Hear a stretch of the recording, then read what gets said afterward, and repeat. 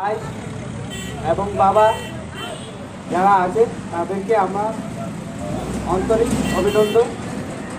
আমি বেশি কিছু বলবো না।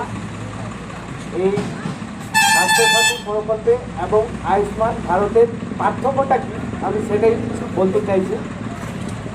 আয়ুষ্মান ভারত হচ্ছে আমাদের অল ইন্ডিয়া ওভারে যে কোনো জায়গায় আমরা চিকিৎসা করাতে পারি, কিন্তু স্বাস্থ্যসাথী কার্ড আমরা শুধু পশ্চিমবঙ্গেই লাভ অনুভব করতে পারি। তাতে আপনারাই বুঝবেন যে কত আমরা গরিব শ্রেণীর লোক ব্যাঙ্গালোর, দিল্লি, চেন্নাই অনেক জায়গায় গিয়ে চিকিৎসা করার জন্য, কিন্তু আমাদের এই স্বাস্থ্যসাথী কার্ড আমাদের ওই বাইরে গিয়ে কাজে লাগবে না। শুধু স্বাস্থ্যসাথী কার্ডটা আমাদের ওয়েস্ট বেঙ্গলে সীমিত।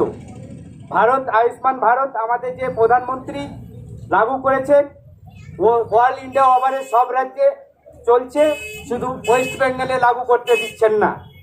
কেন দিচ্ছেন না সেটাও বলতে পারছি না, সে ওনার ব্যাপার। সেই রকম আমাদের 40,000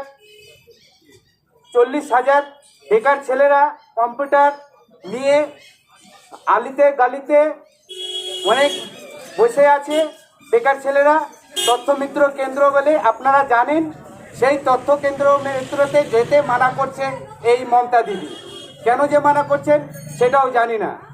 আমরা কোনো অফিসে গিয়ে যদি সার্টিফিকেট হোক বা যে কোনো কিছু হোক, আমরা গেলে আমাদের দালাল ধরতে হয়, ডাইরেক্ট আমরা কাজ করতে পারছি না। কারণ আমাদের ভারত সরকার চাইছে প্রত্যেকের হাতে ডিজিটাল, প্রত্যেকের মোবাইলে আছে, প্রত্যেকের বাড়িতে মোবাইল আছে, ওরা মোবাইলের মাধ্যমে নিজের কাজ করে নিতে পারবে।